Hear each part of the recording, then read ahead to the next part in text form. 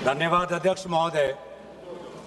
आज हम इस विशेष चर्चा में भाग लेने के लिए खड़े हुए हैं और ये चर्चा इसलिए हो रही है क्योंकि हाल में ही जो युद्ध हुआ वो एक सूचना का युद्ध था। एक प्रकार से हम पड़ोसी देश और दुनिया भर को सच्चाई की सूचना देना चाहते थे और कुछ ऐसे ताकत थे, ऐसी शक्तियां थी जो भ्रम का सूचना सारे देश में, सारे दुनिया में फैला रहे थे। और इसीलिए इस चर्चा का विशेष मांग ये है कि आज सच्चाई सदन में आनी चाहिए, सच्चाई पहलगाम की आनी चाहिए, सच्चाई ऑपरेशन सिंदूर की आनी चाहिए, सच्चाई विदेश नीति की आनी चाहिए। और यही आज हमने सूचना का जो युद्ध की जो बात हम कर रहे हैं वो आज हमने आदरणीय राजनाथ सिंह के भाषण में सुना। बहुत से सूचनाएं दी उन्होंने, बहुत से जानकारी दी, लेकिन रक्षा मंत्री होने के नाते ये नहीं कहा कि पहलगाम में दहशतगर्द कैसे आए।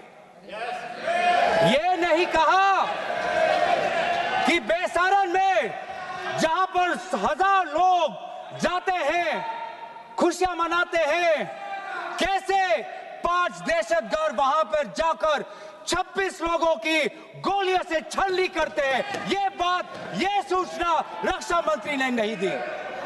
यही है सूचना का युद्ध कि इतनी जानकारी देते हैं कि कभी कभी सवाल पूछना भी भूल जाते हैं।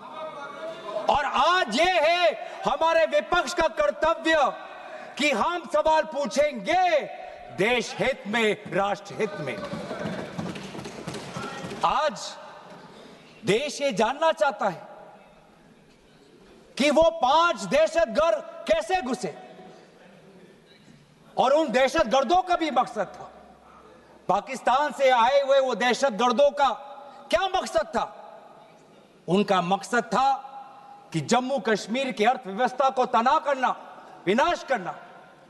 उनका मकसद था कि भारत देश में एक सांप्रदायिक वातावरण का जन्म देना। उनका मकसद यह था कि भारत और पाकिस्तान का एक हाइफिनेशन होना, यह था उनका मकसद।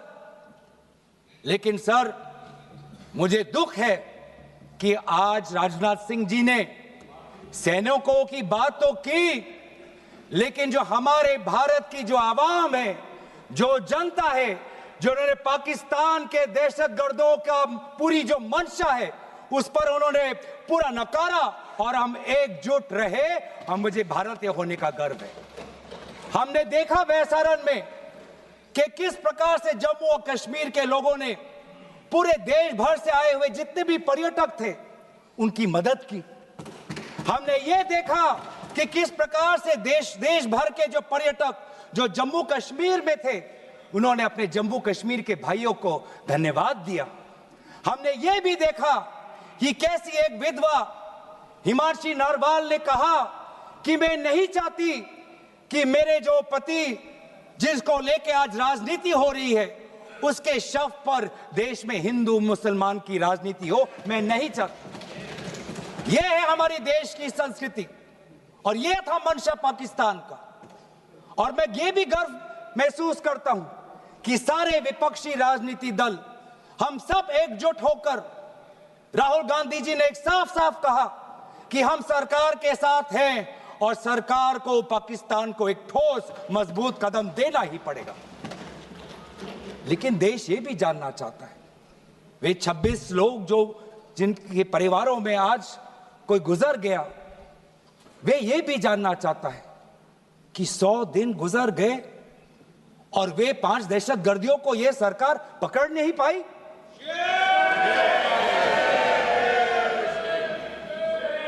देश के वो लोग ये भी जानना चाहते हैं कि ये जो 5 दहशतगर्दे थे, दहशतगर्दी जो आए टेररिस्ट, निश्चय इनको किसी ने पनाह दी, निश्चय इनको किसी ने जानकारी दी निश्चय ये पूरा जो 1 घंटा का जो उन्होंने गोला बारूदी की, उसके बाद ये फरार हो गए।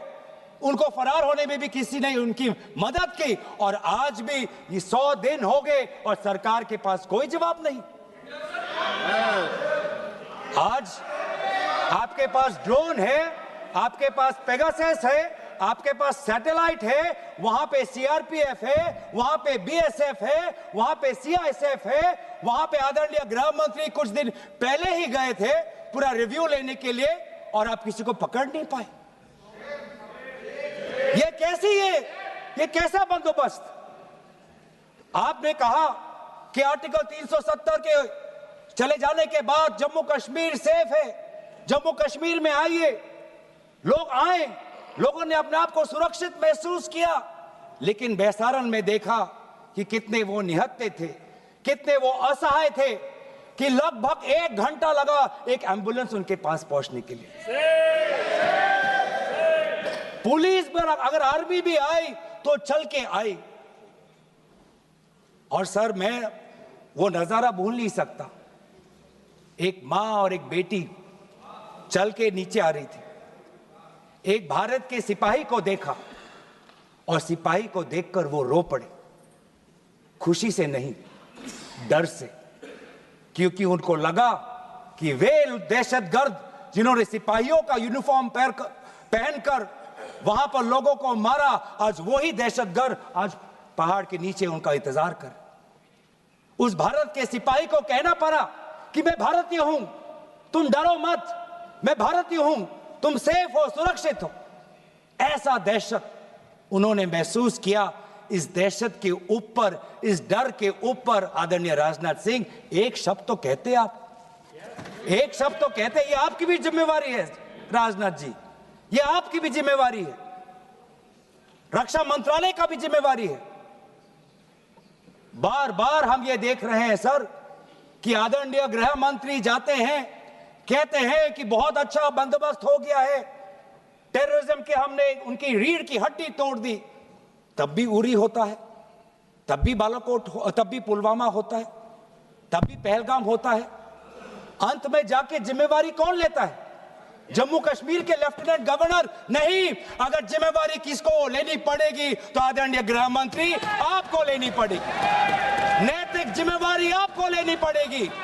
आप लेफ्टिनेंट गवर्नर के पीछे नहीं छुप सकते, आप लेफ्टिनेंट गवर्नर के पीछे ये केंद्र सरकार नहीं छुप सकती, क्योंकि गृह मंत्री खुद वहां पे थे कुछ ही हफ्ते पहले, खुद उन्होंने सिक्योरिटी का रिव्यू लिया कि आपके पास जानकारी नहीं थी।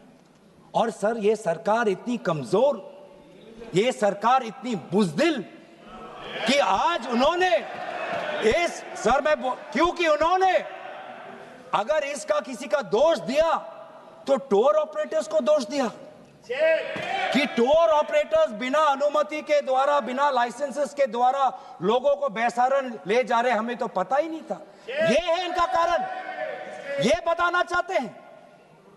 तो सर, यही तो दुख की बात है कि कहीं ना कहीं एक सरकार में एक अहंकार आ चुका है। इंटेलिजेंस और सिक्योरिटी जो फ्रेमवर्क है, एस्टैब्लिशमेंट है, जो लोग हैं जो निर्णय लेते हैं इंटेलिजेंस और सिक्योरिटी की, आज उनमें एक अहंकार आ गया है कि चाहे जितनी भी बड़ी गलती हो उन पर कोई सवाल नहीं उठा सकता।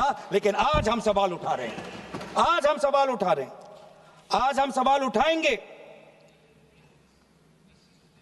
प्रधानमंत्री मोदी जी, आपको, आप सऊदी अरब में थे, आप जब वापस आते आपका पहला नैतिक कर्तव्य होता कि पहलगाम आप जाते, लेकिन आप पहलगाम नहीं गए। एक सरकारी कार्यवाही के लिए आप बिहार गए और चुनावी भाषण दिया। देश के मुखिया सऊदी अरब में थे, पूरा कार्यक्रम उन्हें संपूर्ण किया, वापस आए और वो पहलगाम भी नहीं जा पाए और बिहार में जाके चुनावी भाषण दे रहे। अगर पहलगाम में कोई गया तो हमारा नेता राहुल गांधी गया। अगर पहलगाम में जो लोगों की मृत्यु हुई उनके लिए अगर शहादत की मांग कोई कर रहा है तो हमारा दल का नेता राहुल गांधी कर रहा है।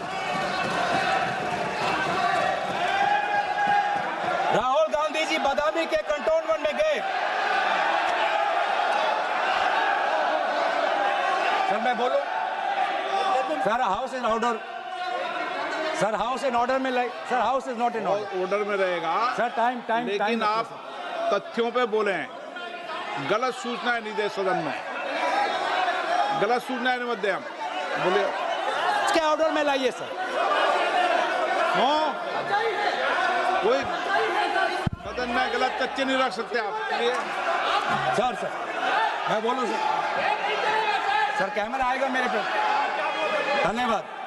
आदरणीय अध्यक्ष महोदय, अब बात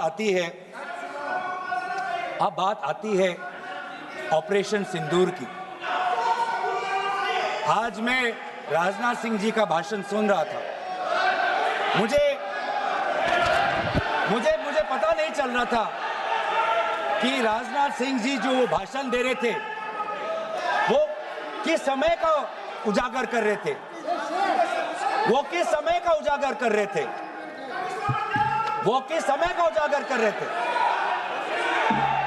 क्या वो 2016 के बाद क्या उन्होंने ये नहीं कहा कि हम घुस के मारेंगे और पाकिस्तान को आज वो उनका जो भी टेररिस्ट इंफ्रास्ट्रक्चर है उसको खत्म कर देंगे? वही बातें तब की, वही बातें पुलवामा की बात की कि पुलवामा के बाद आज हमारे लड़ाकू जहाज अब गए हैं, अब पाकिस्तान अब कभी भी भारत पर उंगली नहीं दिखा सकता। और उसके बाद आज दोबारा वही बातें कर रहे हैं, कि हम घुस के मारे, हमने ये किया, फलाना किया। और ये अब भी कह रहे हैं कि ऑपरेशन सिंदूर कंप्लीट नहीं हुआ, अधूरा है, क्योंकि कल को जाके दोबारा पाकिस्तान कर सकता है। ये खुद कह रहे हैं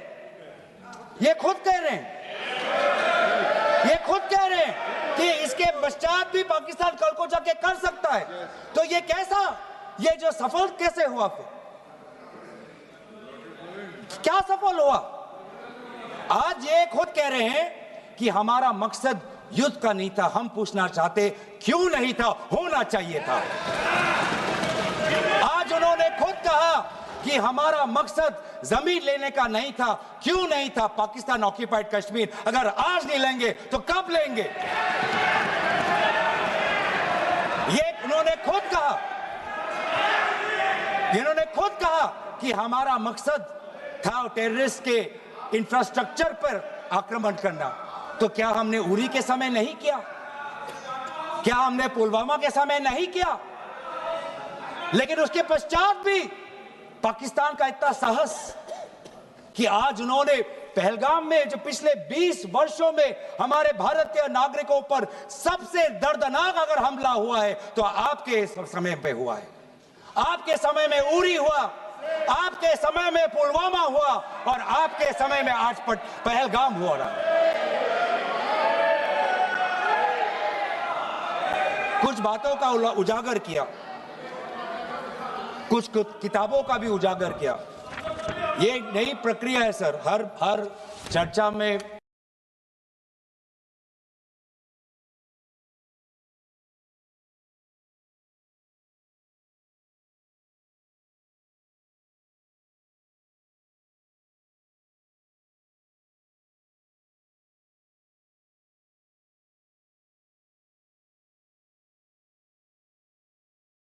के नेता एक किताब उठा लेते हैं, फिर कुछ जानकारी दे रहे थे, हमें नहीं।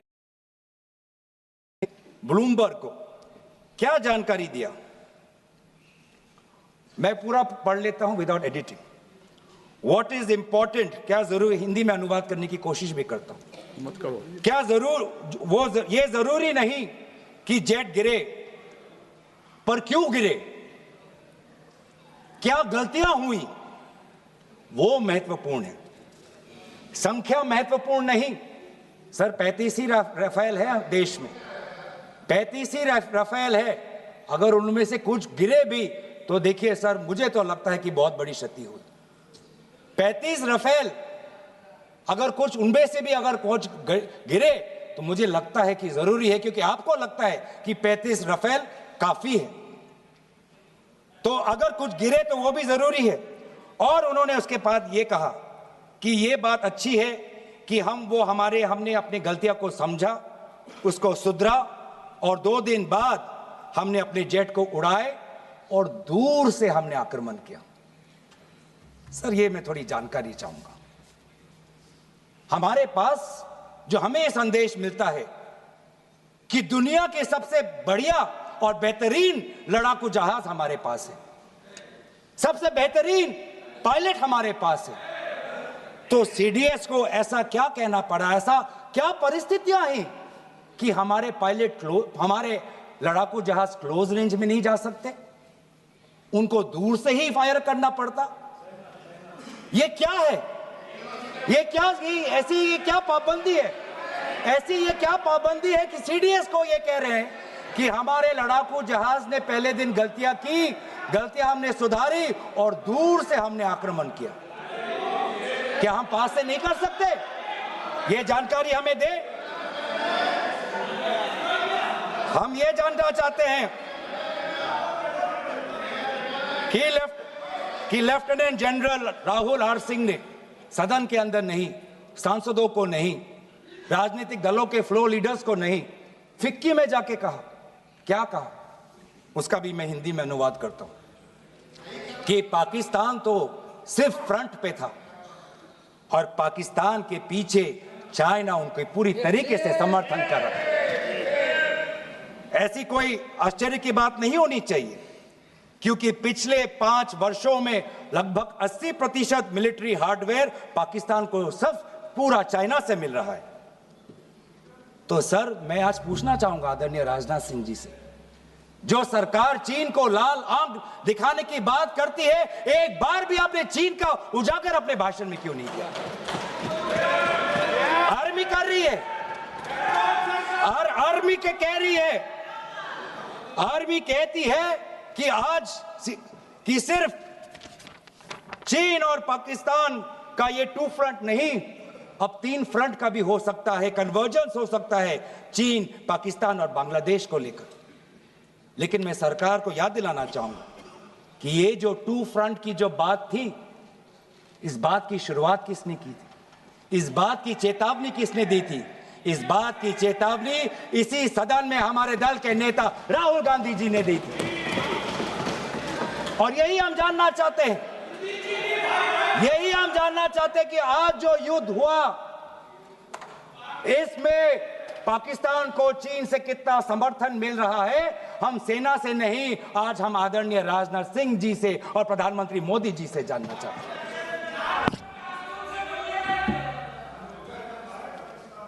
और सर, इंडोनेशिया में जो डिफेंस अटैचे है, उसने तो ताज्जुब की बात कह दी। उसने क्या कहा sir? India defence attache group captain Shiv Kumar ने, हिंदी में दोबारा अनुवाद करता हूं, कि भारत ने लड़ाकू जहाज खोए इसलिए क्योंकि कुछ मिलिट्री टारगेट्स पर आक्रमण करने पर पाबंदी थी। क्यों? क्या पाबंदी थी? ऐसे क्या ये राजनीतिक कंस्ट्रेंट्स थे? आपने कहा कि 9 टारगेट पे हमने आक्रमण किया, लेकिन हमें यह भी सूत्रों से जानकारी और मीडिया में आया है, और लेफ्टिनेंट जनरल राहुल सिंह ने खुद कहा कि पहले 21 टारगेट्स चुने गए थे और 21 से फिर 9 हुए। क्यों हुए? आज मैं ये जानना चाहता हूं कि पिछले 20 वर्ष में सबसे घातक आक्रमण हमारे महिलाओं पर हुआ, हमारे बच्चों पर हुआ, भारत के आत्मा पर हुई। हमने सबने वो दहशत को अनुभव किया, हम सब एकजुट हुए, हमने पूरी तरीके से समर्थन प्रधानमंत्री मोदी जी को दी कि अब जाइए। और ऐसा एक माहौल बन चुका था कि देश किसी भी कीमत चुकाने के लिए तैयार था। पूरा देश प्रधानमंत्री मोदी जी के साथ था, विपक्ष प्रधानमंत्री मोदी जी के साथ था। और अचानक 10 मई के दिन पे हमारे राष्ट्रदूत कहते हैं कि हम पाकिस्तान पर हमला करेंगे, और शाम के 10 मई को सूचना आती है कि पाकिस्तान के साथ अब युद्ध पर हम परिणाम दे रहे हैं, सीज फायर हो गया।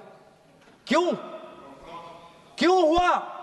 हम आदरणीय प्रधानमंत्री मोदी जी से जानना चाहते थे अगर पाकिस्तान वाकई में अपने घुटने टिकने के लिए तैयार था तो आपने क्यों रुका, आप क्यों रुके और किसके सामने आप झुके, किसके सामने आपने सरेंडर किया, किसके सामने आपने सरेंडर किया? वो अमेरिका के राष्ट्रपति जो 26 बार आज कह चुके हैं कि व्यापार को लेकर उन्होंने भारत और पाकिस्तान को सतर्क किया और दोनों को मजबूर किया कि वो इस जंग को छोड़े। 26 बार। आज राष्ट्रपति ट्रंप खुद कहते हैं कि 5-6 जेट गिरे हैं। एक एक जेट करोड़ करोड़ अरब अरब रुपयों का है, मिलियंस एंड मिलियंस का है। इसलिए हम जानना चाहते हैं, आज हमें स्पष्ट रूप से आदरणीय राजनाथ सिंह जी बताएं, देश पर विश्वास करें, देश में वो साहस है सच्चाई सुनने की। आज आप बताएं कितने लड़ाकू जहाज गिरे? हमारे में वो साहस है, क्योंकि ये सूचना, ये सच्चाई सिर्फ देश के नागरिकों के लिए नहीं, ये सूचना, ये सच्चाई हमें देश के जवानों को भी देना है। आज उनसे भी झूठ कहा जा रहा है, उनके बीच में भी भ्रम फैलाया जा रहा है। हम उनकी जो सच्चाई है आज हम सदन के अंदर लाना चाहते हैं। और सर, बात में आती है विदेश नीति की। किस मुंह से हम कहें कि विदेश नीति आज सफल हुआ है? किस मुंह से कहें? ये आदरणीय राजनाथ सिंह जी, शंगीला में जो डायलॉग हुआ, उस डायलॉग में जो ड्राफ्ट जो आया, जिसको भारत सरकार ने नकारा, वो ड्राफ्ट बनाने में हमारे ही कुछ सहयोगी देश थे, जिनका नाम मैं नहीं लेना चाहूंगा। लेकिन ऐसे देश जिसको हम परंपरागत दोस्त हम मानते हैं, ट्रेडिशनल एलाइज मानते हैं, आज उन्होंने भी इंडिया और पाकिस्तान को हाइफिनेट कर दिया। और आप ये शब्दों के खेल से आप खुश हो कि ब्राजील के डॉक्यूमेंट में पाकिस्तान, ये जम्मू कश्मीर का पाकिस्तान का भी नहीं, ब्राजील के डॉक्यूमेंट में सिर्फ जम्मू कश्मीर में जो दहशतगर्दी हुई उसी की निंदा हुई, पाकिस्तान की निंदा नहीं हुई। पर आप उससे खुश हो? अगर आप उससे खुश हो तो मैं जानना चाहूंगा, जो $1 बिलियन का आर्थिक सहायता IMF ने दिया पाकिस्तान को, उस पर आपको क्या कहना है? हम जानना चाहेंगे, जो ADB एशियन डेवलपमेंट बैंक से 800 मिलियन का आर्थिक सहायता जो मिलेगा पाकिस्तान को, आज भारत उस पर क्या रवैया है? वर्ल्ड बैंक का जो $40 मिलियन आ रहा है, और ये पैसा किसको जाएगा सर? पाकिस्तान की नेतृत्व उनकी जनता या उनकी चुनी हुई सरकार नहीं, पाकिस्तान की सरकार का जो रिमोट कंट्रोल है वो पाकिस्तान की सेना के पास है। तो ये सारा पैसा वहीं जाएगा जहां पर हमने मिसाइल गिराई। तो क्या इतना भी हम नहीं कर पाए? क्या इतना भी ताकत नहीं? क्या इतना भी विश्व गुरु में लोगों का विश्वास नहीं, देश अंतर्राष्ट्रीय नेताओं का विश्वास नहीं कि IMF का एड ना जाए पाकिस्तान के पास, वर्ल्ड बैंक का एड ना जाए पाकिस्तान के पास, ADB का एड ना जाए पाकिस्तान के पास? आप में इतना भी ताकत नहीं कि एक देश ने पाकिस्तान को टेरर स्टेट का दर्जा नहीं दिया।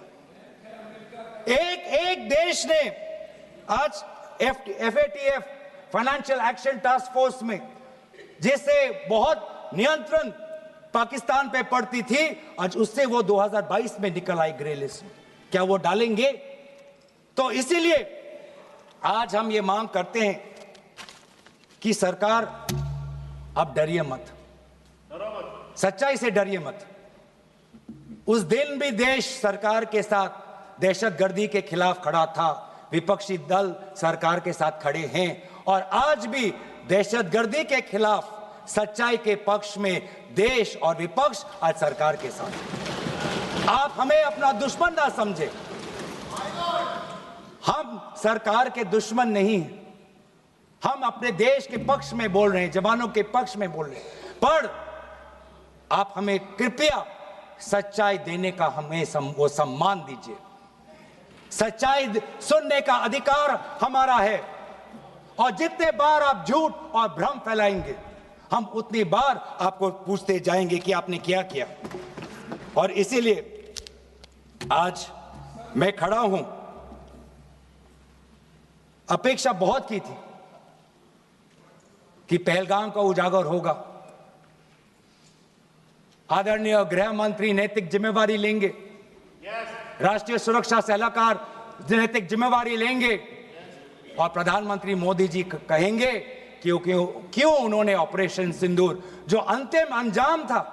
हमें तो मीडिया में सुनते हुए ऐसा लगा कि हम कराची में उठेंगे। मीडिया में हमारे भारत की मीडिया जो जिनको सूचना आपसे ही मिलती है, उनका सुनने में लगा कि आज तो हम फतह करके ही रहेंगे, लेकिन पता चला कि नहीं, कहीं ना कहीं हमारे पैर डगमगा गए और जो अंतिम परिणाम था उससे पीछे हम हट गए। हमें पीछे नहीं हटना, हमें आगे बढ़ना है सच्चाई के साथ, लोकतंत्र के पक्ष में। इन्हीं बातों के साथ मैं अपना पक्ष समाप्त करता हूं। धन्यवाद। जय हिंद।